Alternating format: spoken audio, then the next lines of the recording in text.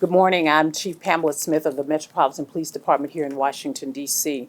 I want to take a few moments just to kind of give an overview of the activities that occurred over the weekend, Memorial Day weekend, with our juveniles. I will say I thought we had a very successful weekend when it comes to some of this orderly affray that we've seen in previous weekends since we imposed a curfew, especially at the wharf. We began the weekend with a kind of robust deployment plan that focused on key areas around our city. What I will say is I believe this whole of government approach to support our youth and ensure public safety, the efforts really paid off.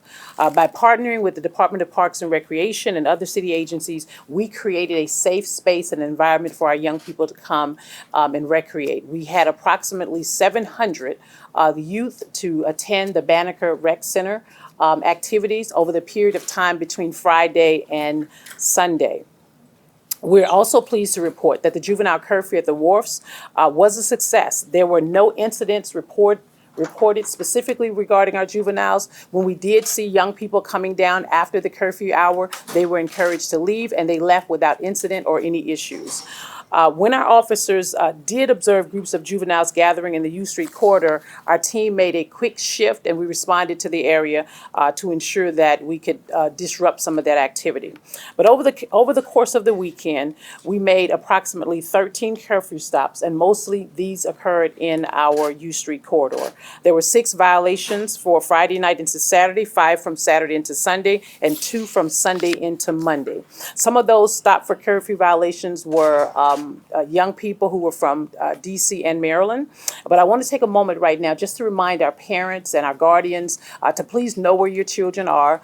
I've said it over and over again, and in many cases, that we want our young people to thrive in our community. We want them to be successful. One of the reasons why we imposed the curfew, specifically at the ward, was to ensure that we are not having disorderly behavior in those areas. In addition to enforcing curfew, our officers made several arrests of juveniles prior to the curfew hours. In total, between Friday and Monday, there were 6 juvenile arrests stemming from a high-capacity feeding device. We had some disorderly affrays. And then early Monday morning, we arrested 1 juvenile for assaulting one of our police officers. What I will say overall is that this weekend emphasizes to me, and I'm sure some of our city leaders and hopefully our parents, that we can achieve great success when we work together to support our youth by creating structure, providing initiatives, and staying focused on prevention. I want to take just a few moments just to talk about some of the shootings that occurred over the weekend. We are still gathering facts with some of these cases that took place over the weekend, but most of our incidents are under investigation, and what we do know that some of these individuals are known to their suspects. Unfortunately, we are seeing too many, and I'll emphasize too many interpersonal conflicts where the results are the production of firearms to resolve these conflicts. I'll take any questions you may have at this time. Chief Smith, one thing I want to bring up, since May 13th, from what we understand, there have been 15 homicides, given the triple shooting that occurred yesterday. Can you talk a little bit about, if you are seeing an increase in violence here in the district and what's being done to address it? And so, thank you for that question. I think what we're seeing is really targeted conflict, interpersonal. We're not seeing, and oftentimes we talk about like crew-based shootings and things like that. These are individuals who know each other. These are either men and women or groups of men and women who are in conflict. And based on that conflict, instead of resolving it kind of sort of the way we wish they would, they produce a firearm, and then someone obviously loses their life and succumb to their injuries, which is what we do not want in our city. I can tell you, my detectives we have some very, very strong leads, and a lot of, if not the majority of our homicide cases that we're working right now. But what we want to say is that these are not random shootings. These are individuals who have either agreed to meet up at a particular area or agreed to meet at a particular location, and then there's an altercation. First verbal, because we've been seeing a lot of this on video, and then obvious physical, and then the use of a firearm. Just one follow-up. You were saying that some of the teams that you all stopped were coming from Maryland. Yes. As well. Can you talk a little bit about some of the collaborations the district might be having with counties like Prince George's and Montgomery? I understand Prince George's also implemented similar tactics like curfews at National Harbor, Right. trying to set up a youth advisory board. Can you talk a bit about how you all are working with these bordering counties to address this issue? We always work with our bordering counties on in most incidents, and especially when it comes to our young people. We saw this kind of an uprising, if you will, of juvenile behavior or conduct last year. Clearly, the National Harbor set a curfew up for 5 p.m. We really wanted to work with our young people, and as I've stated before, we don't believe all of our juveniles need to be locked up, right? But we have to have a place and a space to work with them. We work very, very collaboratively with Montgomery County, PG County, even Arlington County and Fairfax County when it comes to what other agencies are doing and seeing with regards to an uptick in juvenile crime. And then we kind of look at the intelligence and gather the data that we have on our side to ensure that we're putting the right measures in place to address these incidents, if you will. Yes, sir. Sir. It seemed like since the beginning of the year, we've seen homicides down and everything. Then all of a sudden, in the last couple of weeks, we've seen this huge uptick. I know that it's awfully early on speculation, but any idea as to why all of a sudden things have changed? It's in personal conflict. I mean, I wish there was something I could say with respect to. It's easier to say when we know that there's an emerging problem or emerging issues.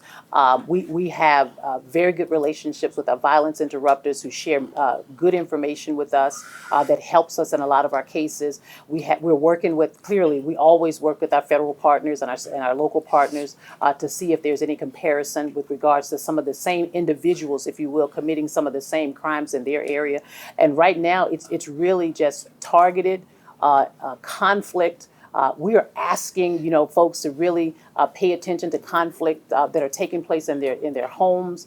Report that information to us so that we can get the appropriate resources and services to these members. I mean, clearly, I spent all weekend looking at every single case with my team. We broke it down from top to bottom, and what we're seeing is really just individual conflict. Any other questions?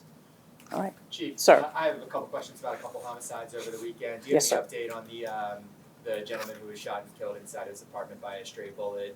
There's no suspect description, no lookout at this point. Do you have any clarity or updates on that investigation? And so what I can say, first of all, certainly anytime we have those kinds of incidents, our hearts and prayers go out to the family of the young man who succumbed to his injuries due to the stray bullet. Right now, we're still trying to obtain video footage. On the weekend, it's kind of sort of challenging when businesses are closed and things like that, still trying to obtain video footage on what actually occurred.